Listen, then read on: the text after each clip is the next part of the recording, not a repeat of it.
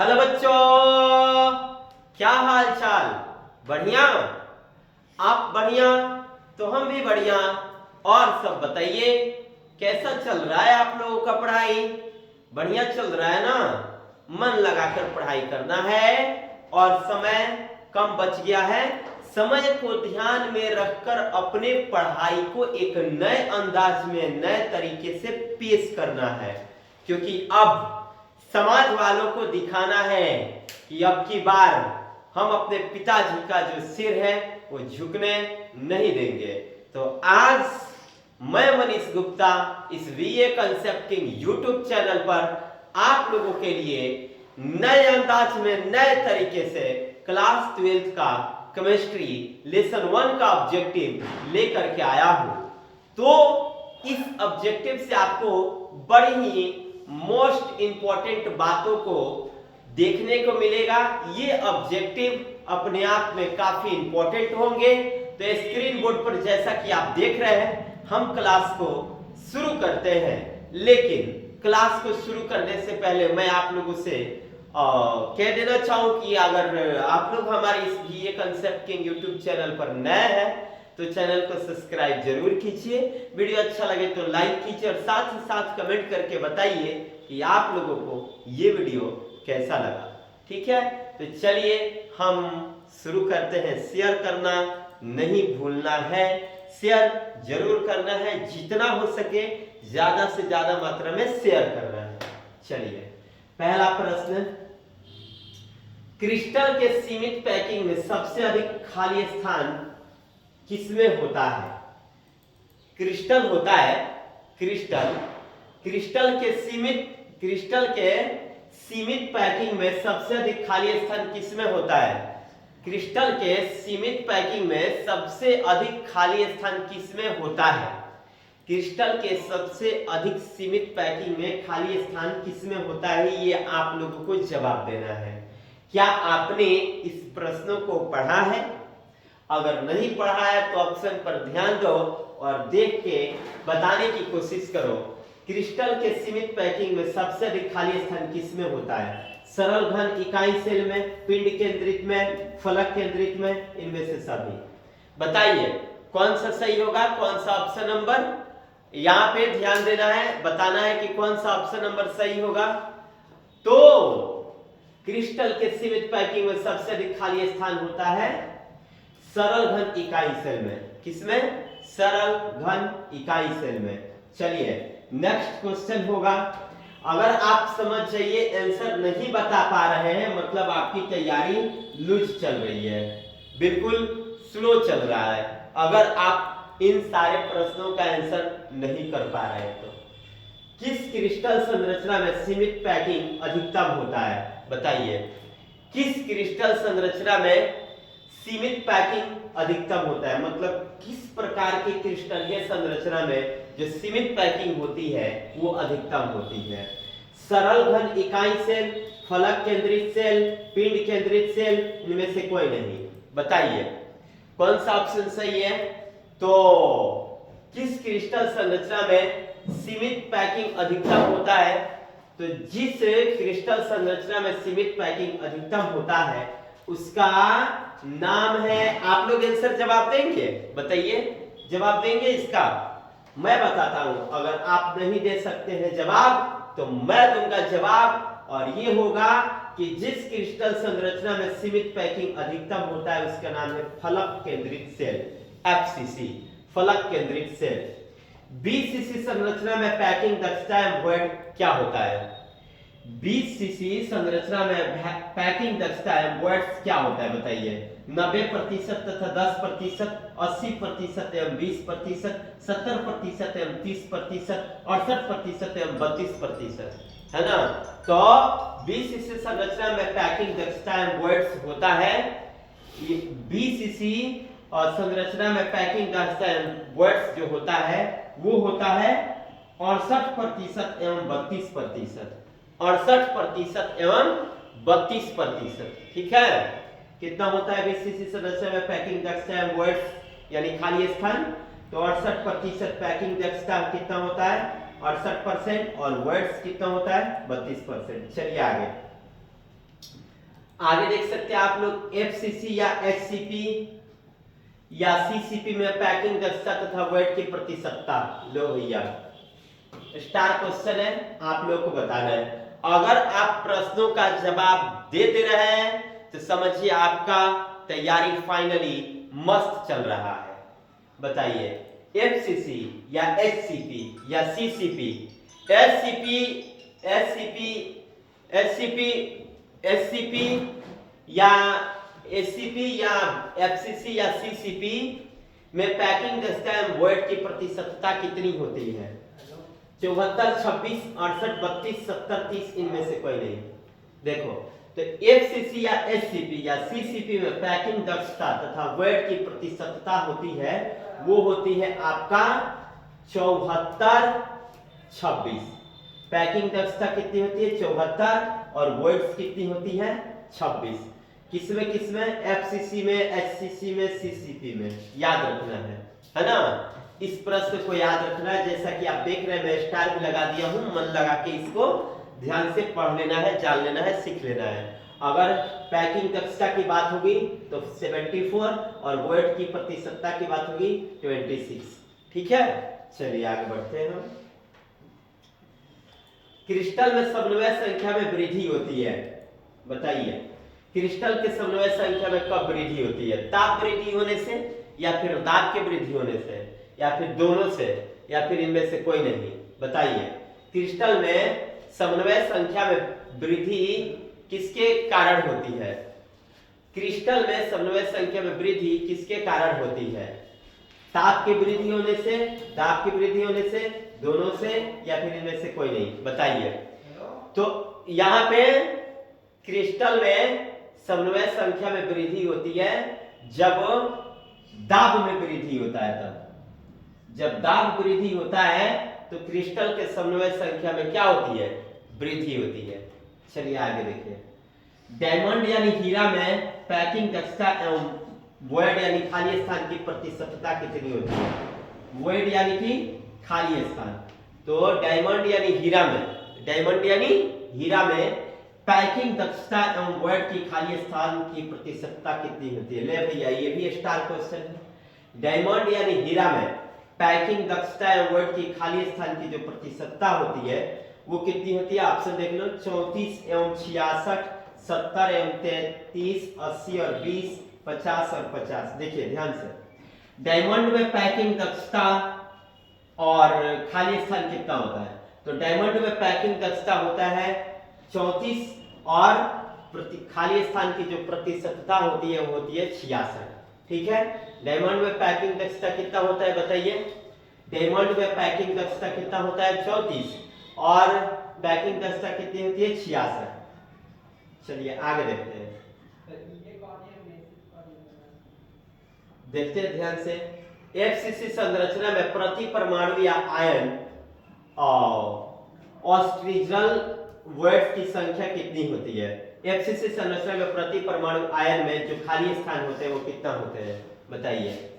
FCC संरचना में प्रति परमाणु या आयन, जितने भी एफसीसी संरचना में, एफसीसी संरचना वाला जो परमाणु होता है एफसीसी संरचना में प्रति परमाणु या आयन की जो वेट्स की संख्या होती है वो कितनी होती है? 2, 4, 8, 1। बताइए कितनी होती है? तो एफसीसी संरचना क्या आएगा? फलक केंद्रीय जालक में, फलक केंद्रीय जालक या फलक केंद्रीय क्रिस्टल में, फलक केंद्रीय क्रिस्टल में 4 प्रति परमाणु या आयन ऑस्ट्रिजल वेट्स की संख्या होती है। ठीक है, याद रखना है। निम्न में किसमें फ्रेंकल डिफेक्ट है? Sodium chloride, graphite, diamond, silver, bromide. ठीक है, इनमें किसमें फ्रेंकल दोष है? बताइए फ्रेंकल दोष किसमें है? बताइए तो थोड़ा, इसमें फ्रेंकल दोष किसमें आएगा? Frenkel defect in which option have Frenkel defect? Sodium chloride, graphite, diamond या फिर सिल्वर ब्रोमाइड? तो इसका आंसर होगा सिल्वर ब्रोमाइड। जो है सिल्वर ब्रोमाइड, उसमें फ्रेंकल डिफेक्ट है ना? सिल्वर ब्रोमाइड में याद रखिए, ऑप्शन के हिसाब से सिल्वर ब्रोमाइड में क्या है? Frenkel defect. आगे नेक्स्ट क्वेश्चन आपके बीच, क्रिस्टल में शॉर्टकी डिफेक्ट पाया जाता है कब? बताइए। ऑप्शन आप पढ़िए, आंसर मैं काउंटिंग करता हूं कि आप कितने देर में आंसर देते हैं। Let's start counting. 1 2 3 4 5 6 7 8 9 10। Time up. Crystal में शॉर्टकी डिफेक्ट पाया जाता है जब समान संख्या धनायन तथा ऋणायन गायब होता है, असमान संख्या में धनायन तथा ऋणायन गायब होता है, आयन इंटरेस्टियल साइट्स में फंसता है, क्रिस्टल का घनत्व बढ़ता है। तो क्रिस्टल में शॉर्टकी डिफेक्ट पता है कब पाया जाता है? जब समान संख्या में धनायन और ऋणायन क्या होता है? गायब होता है। तो शॉर्टकी डिफेक्ट उत्पन्न होता है कब? जब समान संख्या में धनायन और ऋणायन गायब हो तब। याद रखें। चलिए आगे, क्रिस्टल में स्थान जालक की संख्या क्या होती है? क्रिस्टल में स्थान जालक की संख्या कितनी होती है? बताइए। क्रिस्टल में स्थान जालक की संख्या कितनी होती है? स्थान जालक की संख्या, लेट्स स्टार्ट काउंटिंग। 1 2 3 4 5 6 7 8 9 10। अगर 10 सेकंड में आपका आंसर नहीं निकल रहा है मतलब आपकी तैयारी अच्छी नहीं चल रही है। क्रिस्टल में स्थान जालक की संख्या कितनी होती है?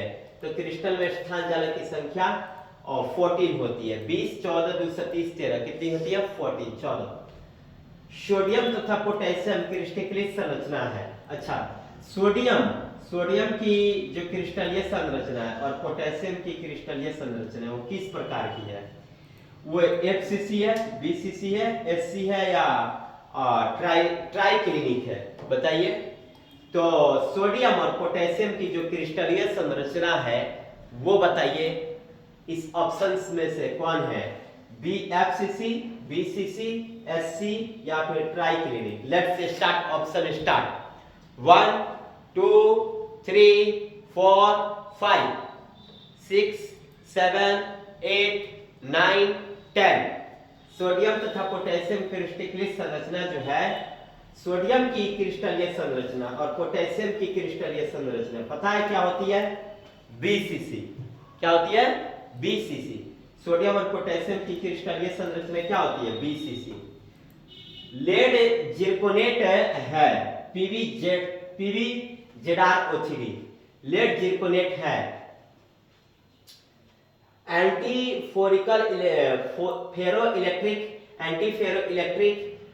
फेरोइलेक्ट्रिक, डाइमैग्नेटिक या फिर पैरामैग्नेटिक? बताइए। लेड जिरकोनेट यानी PbZrO3 है। बताइए। एंटी फेरो इलेक्ट्रिक PbZrO3, इसको हम लोग कहते हैं लेड जिरकोनेट। एंटी फेरी इलेक्ट्रिक, फेरो इलेक्ट्रिक, डाइमैग्नेटिक, पैरामैग्नेटिक? बताइए कौन सा ऑप्शन सही है? तो लेड जिरकोनेट जो है ये एंटी फेरो इलेक्ट्रिक है। Option number A, anti ferro electric. Lead zirconate जो है एंटी फेरो इलेक्ट्रिक है।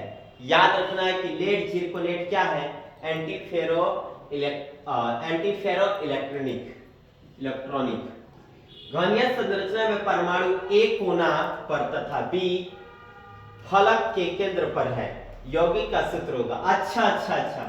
घनीय परमाणु में, किसमें? घनीय परमाणु में।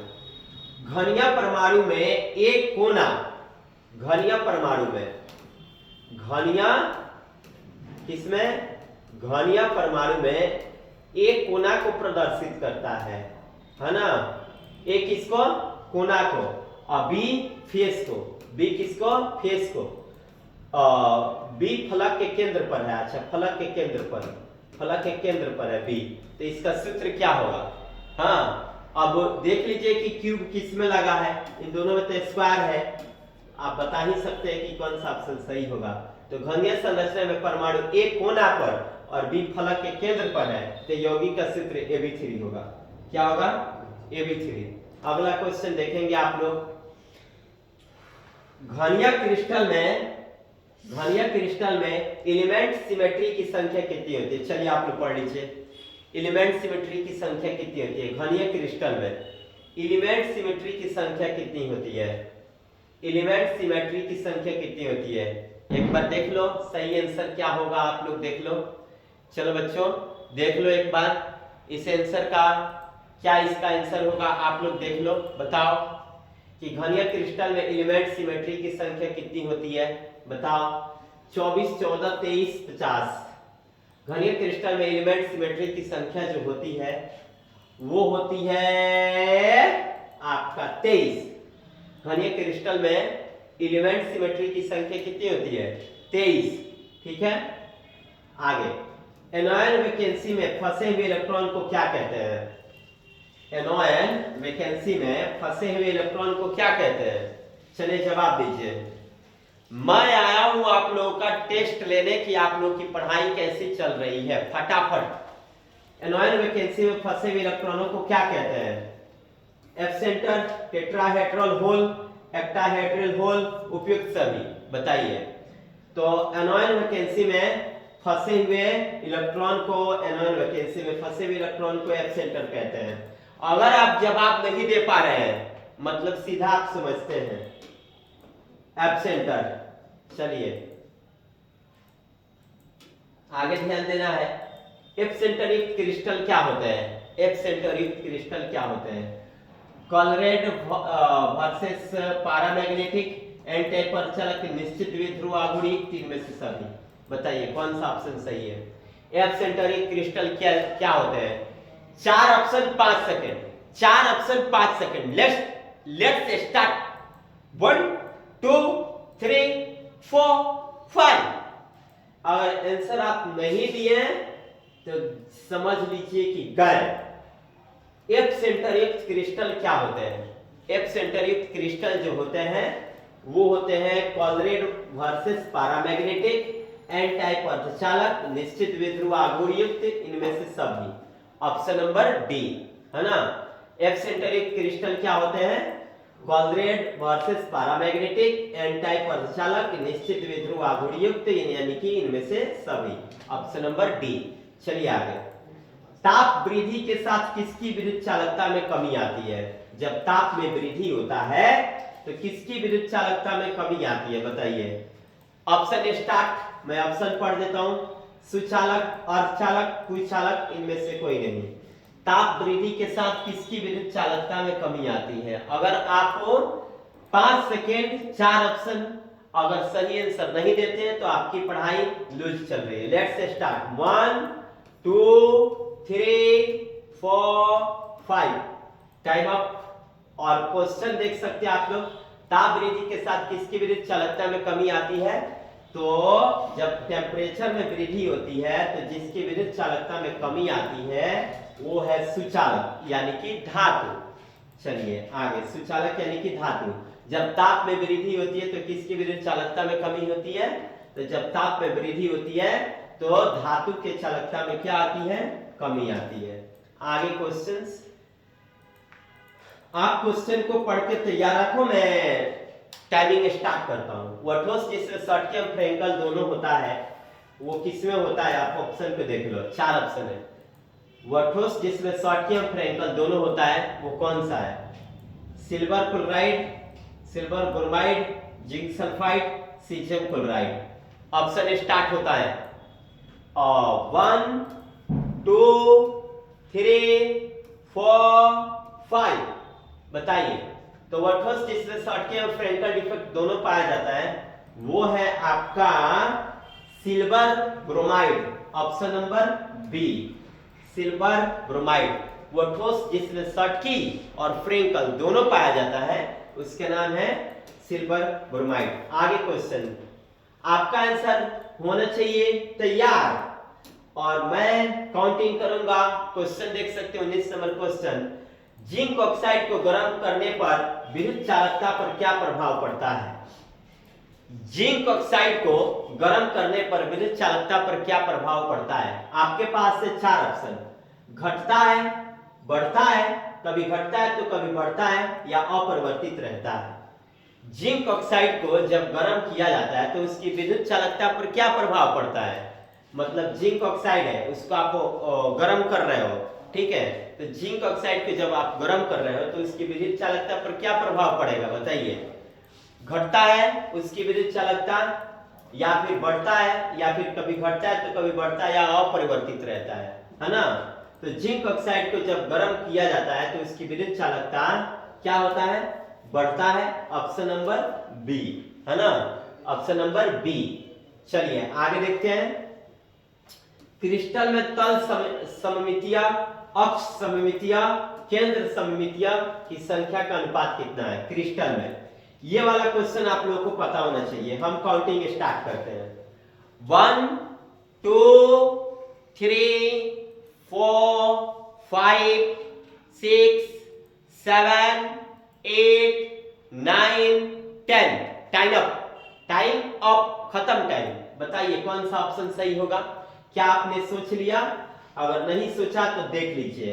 अभी इसके पहले ना एक प्रश्न मैंने पढ़ाया कि क्रिस्टल में तम सममितियां, अक्ष सममितियां, केंद्र सममितियां की जो संख्या का अनुपात होता है, संख्या में 23 अनुपात में, तब देखिए कौन सा होगा। आप लोग देखिए 3 3 6 5 11 10 5 15 और 9 24 13 9 22 13 9 22 23 13 14 15। कौन सा सही हुआ?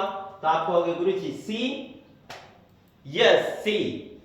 क्रिस्टल में तल सममितियां, अक्ष सममितियां, केंद्र सममितियों की संख्या का अनुपात 9:13:1। जाना के जोड़ने पर 23 आ जाए, समझ जाइए वही क्रिस्टल में तल सममितियां है, अक्ष सममितियां है, केंद्र सममितियां है। चलिए आगे अगला क्वेश्चन। ये क्वेश्चन भी इंपॉर्टेंट है, आप जो देख रहे हो। चलिए हम स्टार्ट करते हैं। क्वेश्चन में पढ़ दूं। निम्नलिखित में किसमें द्विध्रुव आघूर्ण ज्यादा है? मात्र 5 बार मैं काउंट करूंगा। निम्नलिखित में किसमें द्विध्रुव आघूर्ण ज्यादा है? अगर आप इस टेस्ट में पास हो गए तो समझ जाइए आपकी तैयारी बेस्ट चल रही है। निम्नलिखित में किसमें द्विध्रुव आघूर्ण ज्यादा है? Counting start. 1 2 3 4 5। CH3Cl, CH2Cl2, CHCl3, CCl4। बताइए कौन सा सही है? बताइए इसमें कौन सा सही है? किसकी द्विध्रुव आघूर्ण ज्यादा होता है? तो CHCl3 का द्विध्रुव आघूर्ण क्या होता है? ज्यादा होता है। किसकी द्विध्रुव आघूर्ण ज्यादा होती है? निम्नलिखित में किसकी द्विध्रुव आघूर्ण ज्यादा होता है? CHCl3 का जो द्विध्रुव आघूर्ण होता है वो क्या होता है? ज्यादा होता है। चलिए इस क्वेश्चन के लिए अगर आप इसका जवाब दे देते हैं तो आपके पास 4 इमोजी है। बताइए कौन सी इमोजी को आप पसंद करना चाहेंगे? बताइए 4 emoji. Which emoji do you like? आप किस इमोजी को पसंद करना चाहते हैं? ग्लास यानी शीशा है, माइक्रो क्रिस्टलीय ठोस, अति शीतलित द्रव, जेल, इनमें से कोई नहीं। बताइए। तो ग्लास यानी शीशा है क्या? मैं ना इमोजी को गिन लेता हूं। 1 2 3 4 और एक मैं 5। बताइए कौन सा है? तो कांच जो है एक अतिशीतित द्रव है। कांच जो है एक अतिशीतित द्रव है। जिसका ऑप्शन सही है उसको मिलता है ट्रिपल स्टार। जो गलत बताया वो बाकी ये लोग उठा के लेके चले जाए। चलिए शीशा जो है अतिशीतित द्रव है। अगला क्वेश्चन। आयनिक ठोस निम्नलिखित में कौन है? इसमें आयनिक ठोस कौन है जिसपे आयंस मौजूद होते हैं, है ना? बर्फ, NaCl, धातुएं, मिश्र धातु, उपयुक्त सभी। बताइए। तो इसमें आयनिक ठोस जिसमें धनायन और ऋणायन पाए जाते हैं। Let's start B counting. First 1 2 3 4 5। क्या आपने NaCl बताया? अगर बताया तो आप अपने कॉपी में नोट कर लो कि आपने एक सही आंसर दे दिया। चलिए आगे। हीरा है, नेटवर्क सॉलिड, आयनिक सॉलिड, आणविक, इनमें से कोई नहीं। बताइए। चलिए, अगर आप ऑप्शन देने के लिए तैयार हैं तो मैं काउंटिंग करने के लिए तैयार हूं। चलिए देखते हैं कौन जीतता है, आप कि मैं। हीरा यानी डायमंड है, नेटवर्क सॉलिड, आयनिक सॉलिड, आणविक सॉलिड, इनमें से कोई नहीं। Counting start. 1 2 3 4 5। मेरा आंसर सुनिए। हीरा जो है वो नेटवर्क सॉलिड है। क्या है? नेटवर्क सॉलिड है ना, नेटवर्क ठोस है। अगर आप सही बता दिए तो समझ जाइए कि आपकी तैयारी बेस्ट है। NaCl यानी आयनिक ठोस में धनायन और ऋणायन की समन्वय संख्या कितनी होती है? Na पर यानी सोडियम पर और क्लोरीन पर जो धनायन और ऋणायन की समन्वय संख्या होती है, समन्वय संख्या वो कितनी होती है? NaCl और NaCl पर धनायन तथा ऋणायन की समन्वय संख्या कितनी होती है?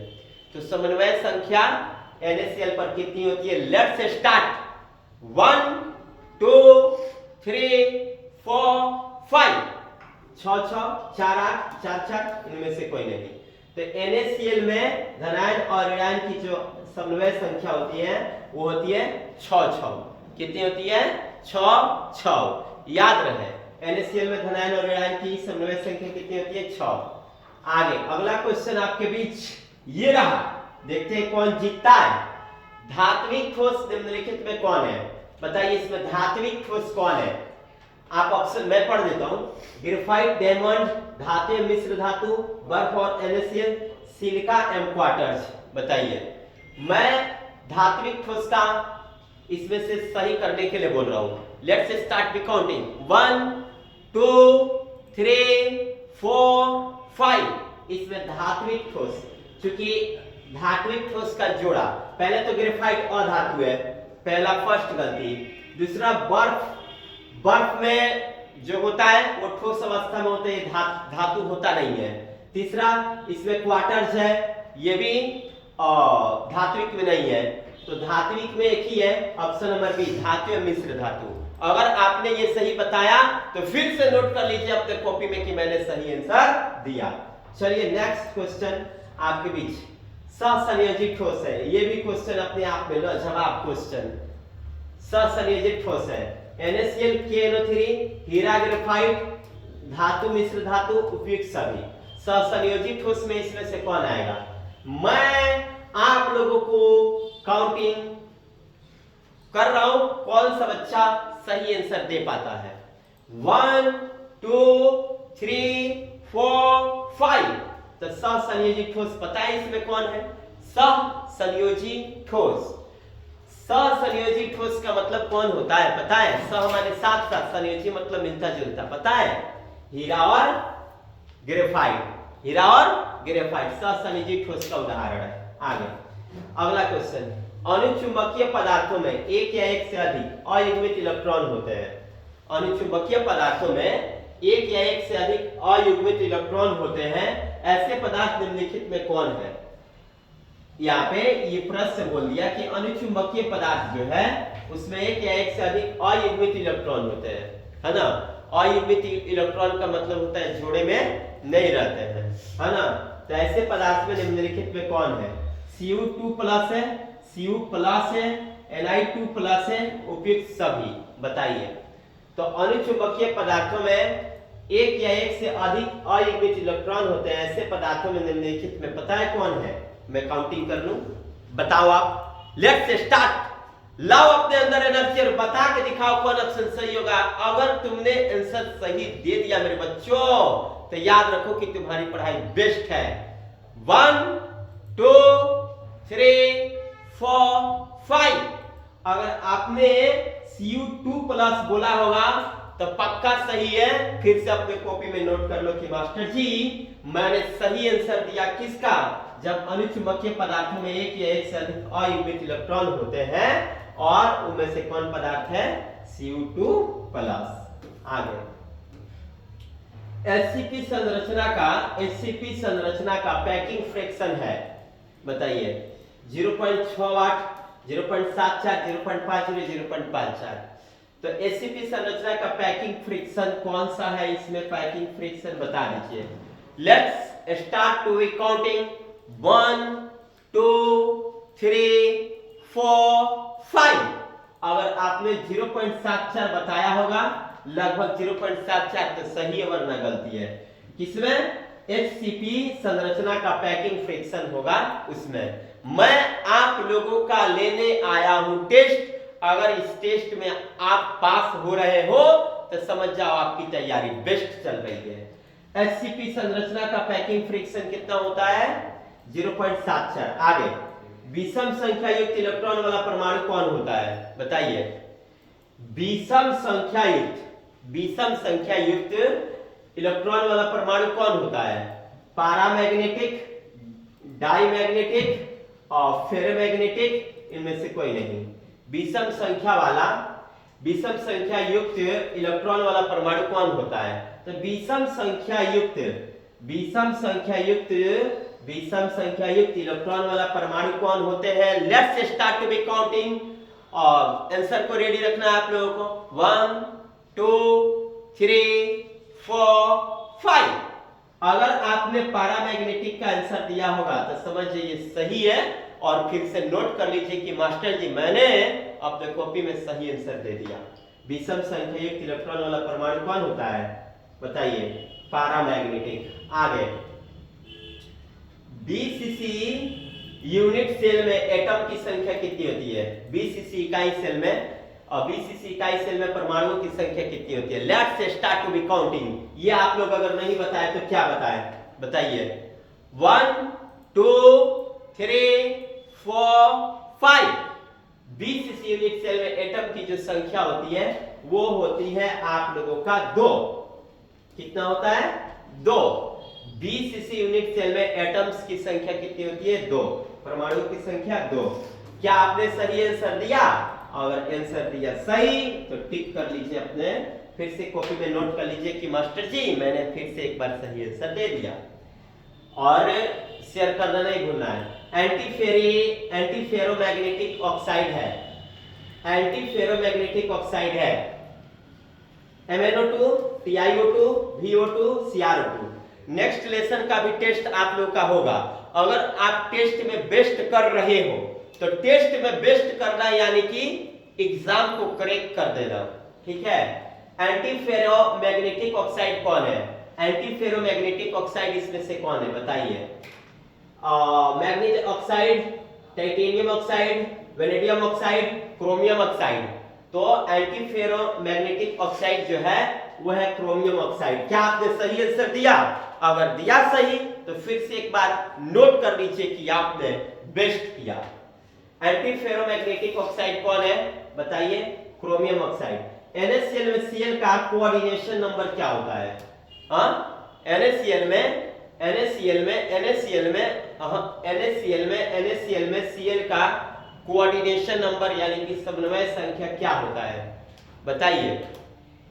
आपने जैसे इसके पहले वाले क्वेश्चन में देखा था, एक क्वेश्चन था NaCl में Na और Cl का जो समन्वय संख्या होता है वो 6 बताया था मैंने, है ना। तो NaCl में Cl का कोऑर्डिनेशन नंबर कितना होता है बताइए? आप काउंटिंग में कर रहा हूं। Let's start B counting all of student. Do you ready? अगर आप लोग रेडी हैं तो मैं ऑप्शन देना शुरू कर रहा हूं, काउंटिंग करना।